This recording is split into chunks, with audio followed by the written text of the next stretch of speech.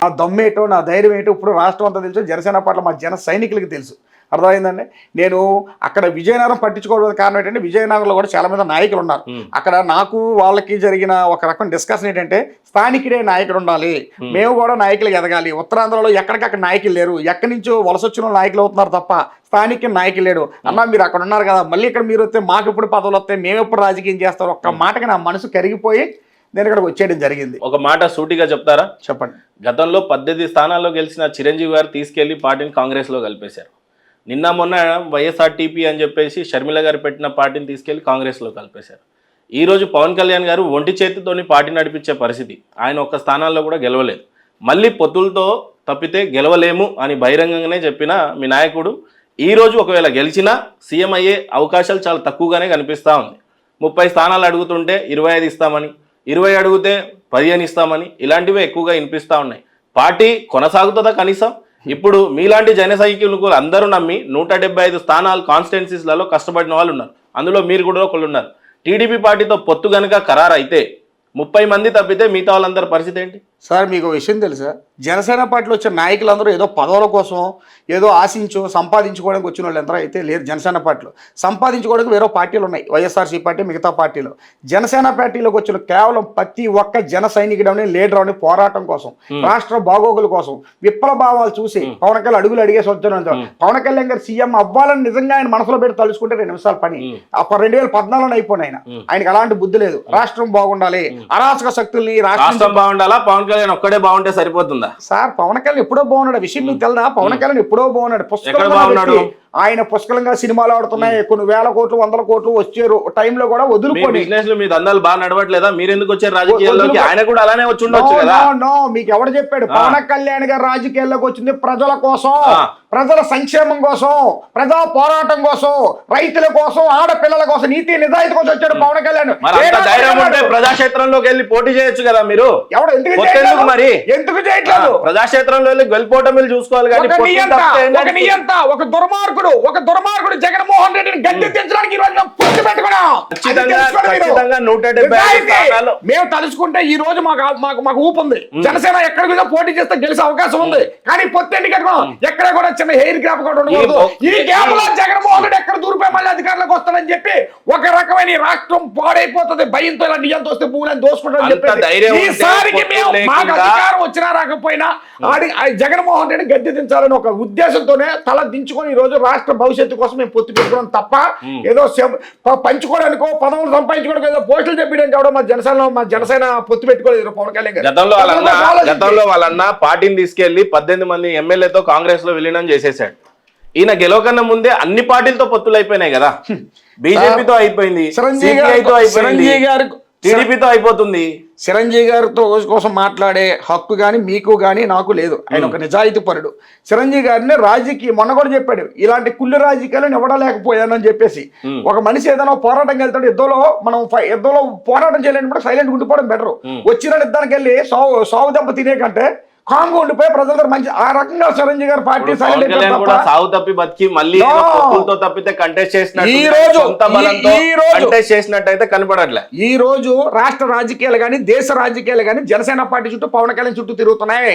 పవన్ కళ్యాణ్ ఊసెత్తుంది. పవన్ కళ్యాణ్ గారి మాట బయటికి రాని రాజకీయం లేదు.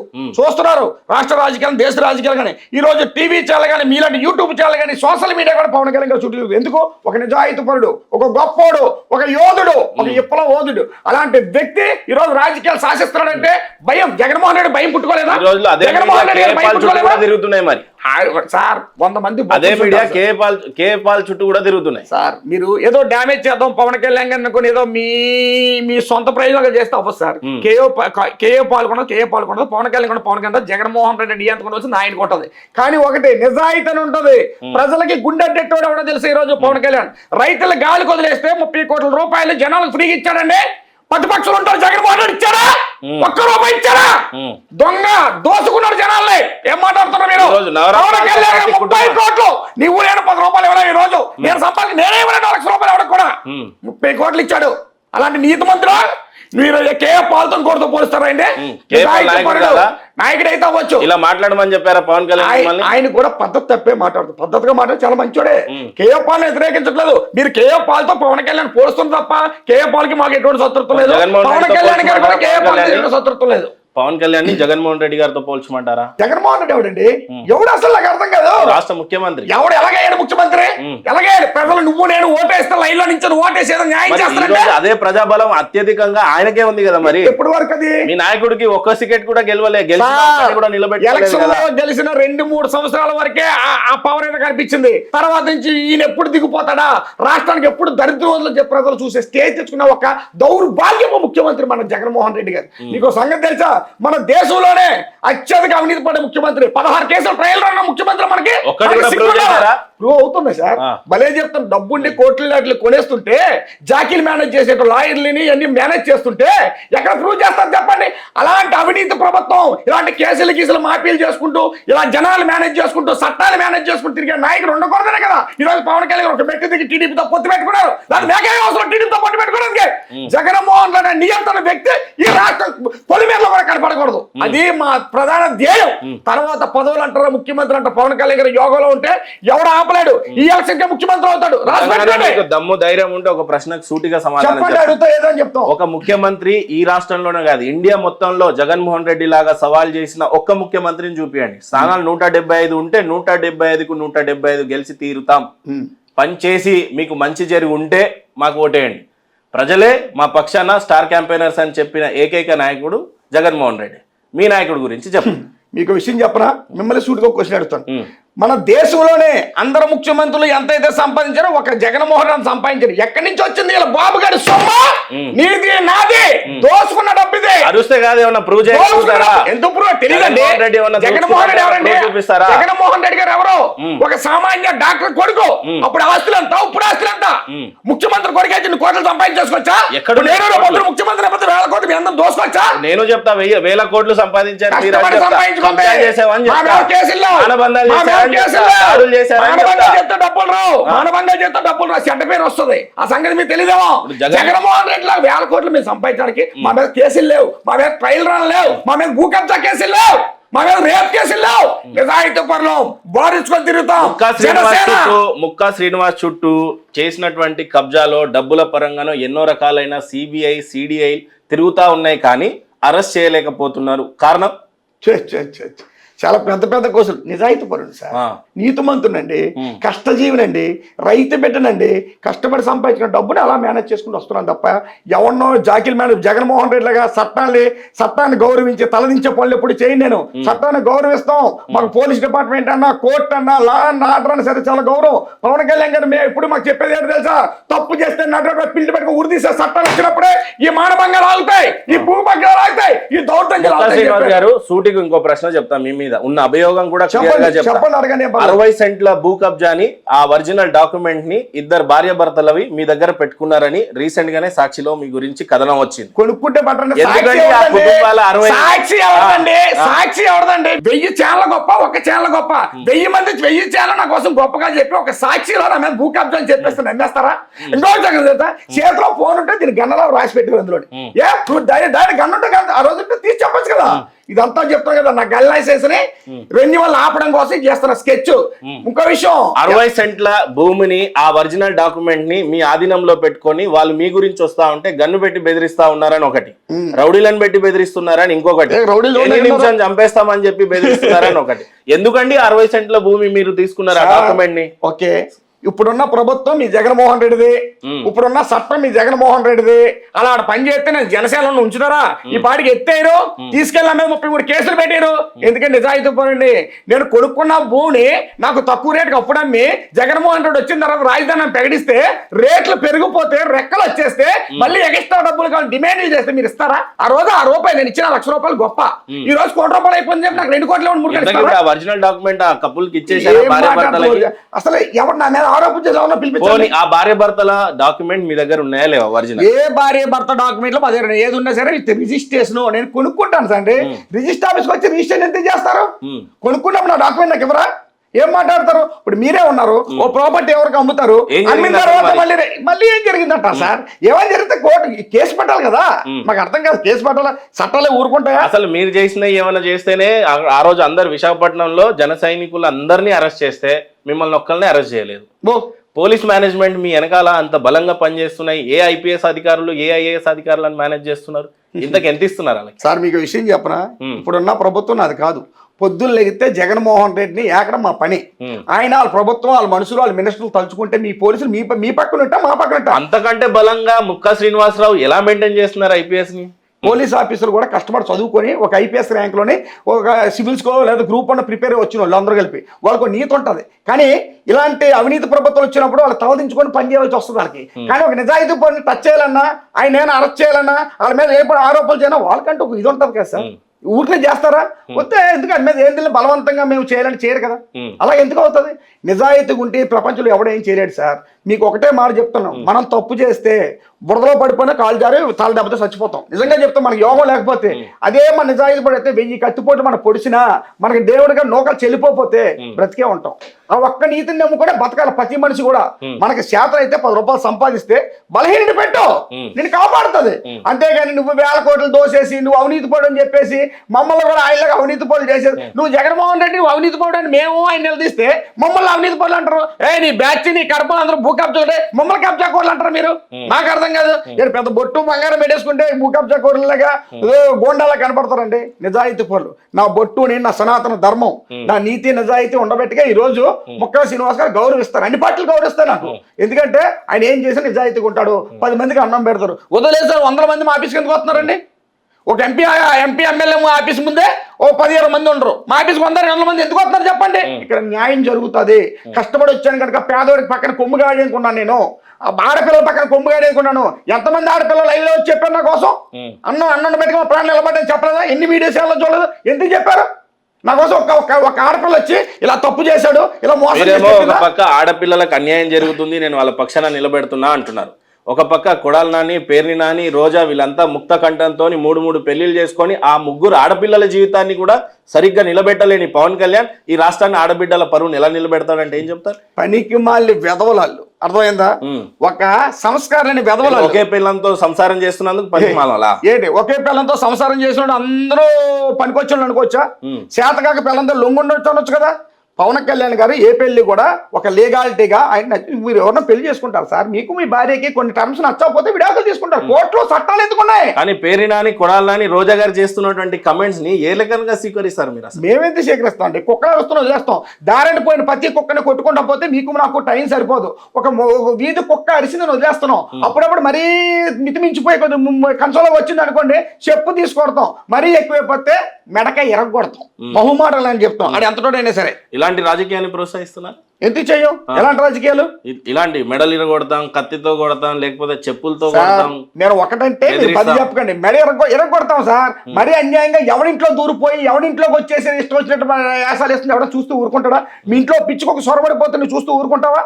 కొట్టవా కర్రదీసి? వీళ్ళంతా మినిస్టర్లు స్థాయిలో ఎవడ మినిస్టర్ అండి సార్?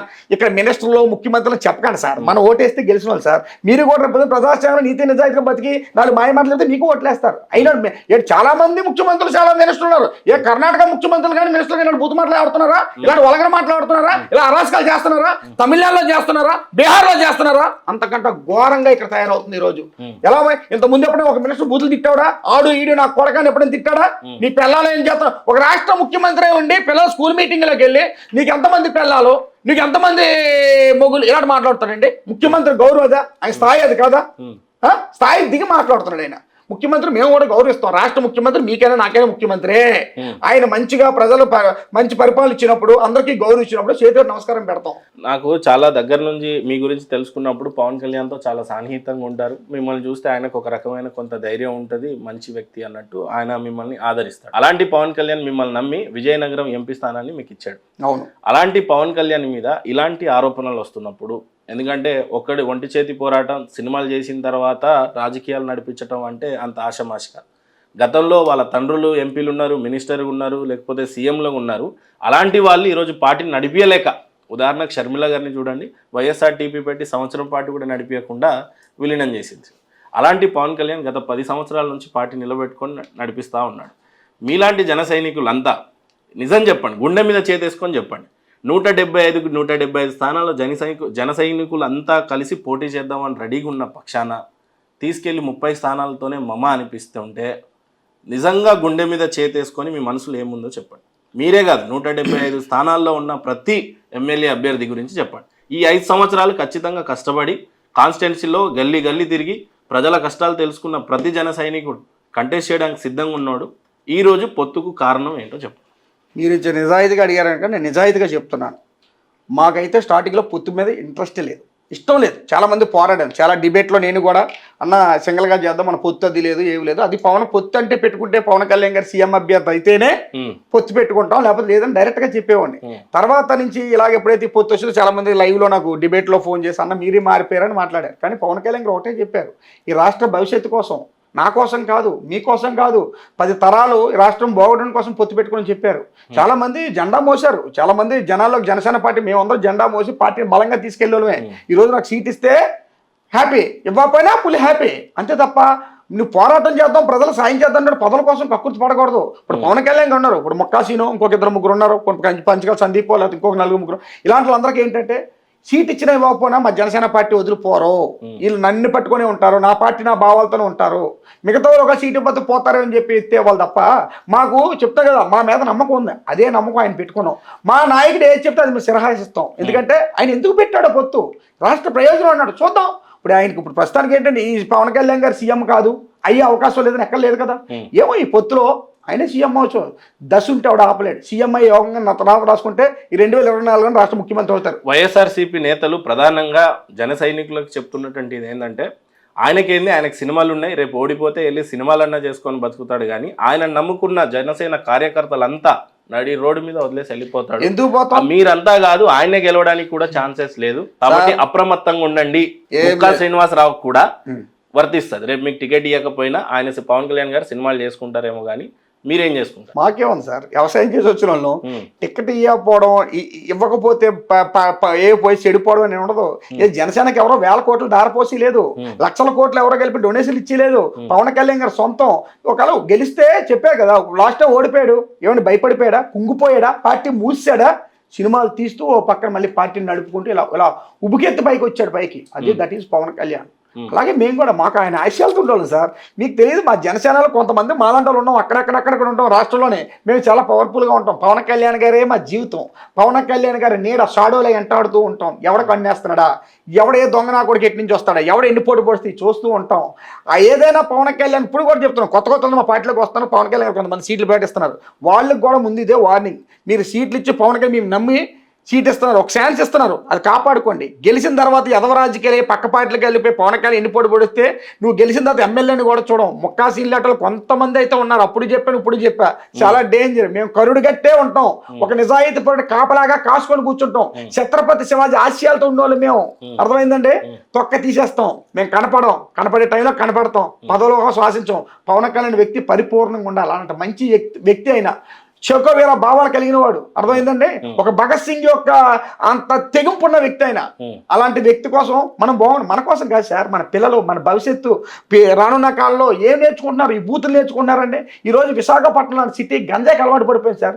పిల్లలు స్కూల్ నుంచి వస్తుంటే పిల్లలు ఏం చదువు అమ్మాయి బుక్స్ ఏమి ఇచ్చారమ్మా అడగడం మానేసి, మీ జేబుల్లో గంజాయి ఉందా, మీ బ్యాగుల్లో మత్తు ఉందా, ఏం చేసి వచ్చని చెప్పి చూసే స్టేజ్ కి ఈ రోజు జగన్మోహన్ రెడ్డి గారు నిజంగానే గంజాయి ఎవరన్నా బ్యాగ్ లో దొరికిందా? ఎందుకు దొరకలేదు?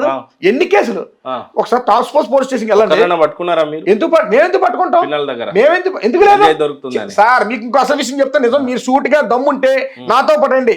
ఒక్కసారి విశాఖపట్నం అడివరం సెంట్రల్ జైలుకి వస్తే 1000 మంది ఇంటర్మీడియట్ డిగ్రీ చదువుకున్న స్టూడెంట్స్ జైల్లో మొగ్గిపోతున్నారు. బెయిల్ ఎట్టేవాడు కూడా దిక్కు లేకుండా హాస్టల్లో చదువుతున్నారు. మా పిల్లలు ఇంకా ఎక్కడ ఊహించుకుంటారు, జైల్లో ఉంటున్నారు. పరిస్థితి ఏంటి తెలుసా?